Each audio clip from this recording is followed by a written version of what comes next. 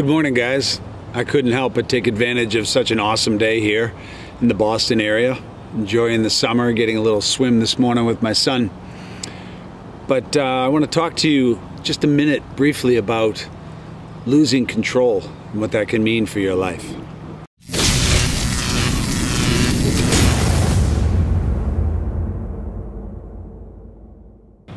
You know, it's interesting. Over the past 2 or 3 weeks in my practice, I've seen a bunch of young people coming into my office with strange physical complaints. When I say strange, it means that I might be the 4th or 5th physician that's seen the patient, and nobody's been able to figure out what the problem is.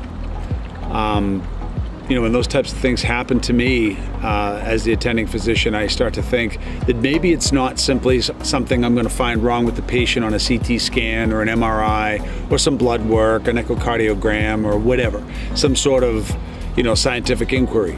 Many times it's something that's going on emotional with the patient, and as a consequence, that unsettling emotional state is actually polluting their body, making them feel and literally be sick. So in the last few weeks, what I've begun to notice, a pattern in my patients, is that young women are coming into my office with complaints like vertigo and, you know, dizziness, ringing in the ears, painful stomach, inflamed joints, skin with eczema and psoriasis. I'm like, what is going on with these patients?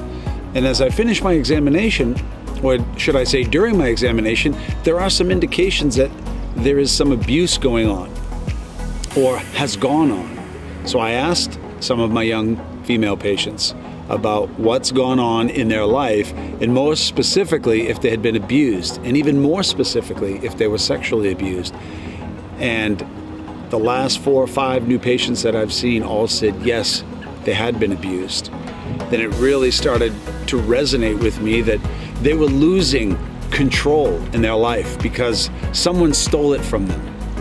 And that, to me, is like one of the most heinous things in the world.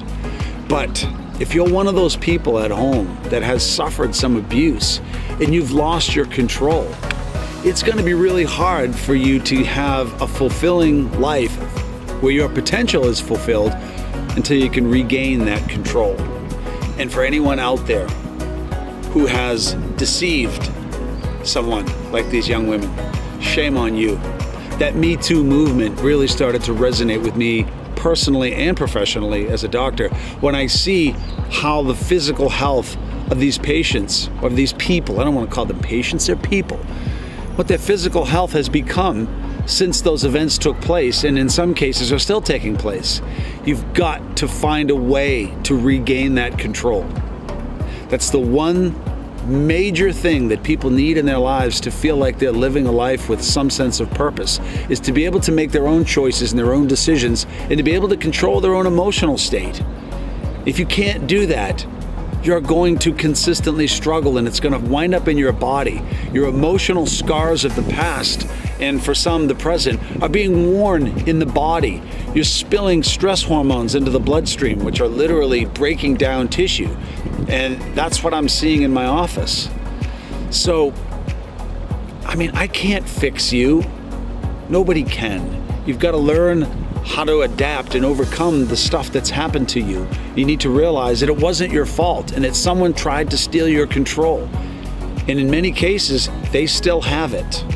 Now, I'm not suggesting that everybody watching this video that's had an issue should go into the past and open up Pandora's box, but maybe that's the right thing too with professional help. So I would encourage you that if you have had something happen and you're too afraid to step out, consider just immediately regaining some control in your life. Now, how would we do that? What's a strategy that you can quickly just regain some sense of control of who you are, even though someone tried to steal it from you? And I think the most important thing and the easiest thing that's inexpensive is to start taking care of your physical body. Start becoming a warrior, not only in your mind, but in your physical body. Get your butt up off that couch and stop feeling sorry for yourself and the things that have gone wrong, even though you totally have every right to do that if you want to. But do you want to be the warrior, or do you want to be somebody who's left behind? My suggestion is go for it. Get your body in shape first. Pour your negative energy and your pain into your physical body in a productive way by getting a walk in, by doing payo, by doing physical work like weight training. Take a kickboxing class. Get up. Make something happen with yourself. Get out there and reestablish some sense of control with who you are. Now that won't get rid of, all of your problems, but it's a step in the right direction. Maybe it gives you enough confidence to move beyond where you are today. And maybe in the future, you can then get some help from somebody who can give you some greater sense of perspective. But don't forget this, that there are always going to be young women, of course, that are going to be abused by these douchebag men in the world. And if you got a story to tell, or you've got to get over your own stuff, you're going to have an opportunity someday, at least I believe, to go help someone else, a younger woman today, to not only teach her how to stay out of these situations if possible, but more importantly, how to deal with them afterwards, how to recognize your inner strength, because you have inner strength, we all do. But when we get beaten enough, we get beaten down physically, sexually, emotionally, it's hard to believe that we'll ever be anything more than we are today. But I'm telling you, you can be more. There is a sense of purpose for you. So if you have lost that control and it's upsetting your physical health, start right away by getting out there immediately. Start working on your body. Hire somebody if you have to help train you and get back that fighter mentality. And once that becomes part of you again, then you'll have purpose, which will develop self-esteem, which will make you feel like you belong again here on this planet. And don't ever forget that you do belong just as much as anybody else. So that's what I got for you today. Become the warrior, make it happen, regardless of the douchebag that acted like an idiot. Sorry, I had to throw a little extra in there because it angers and frustrates me.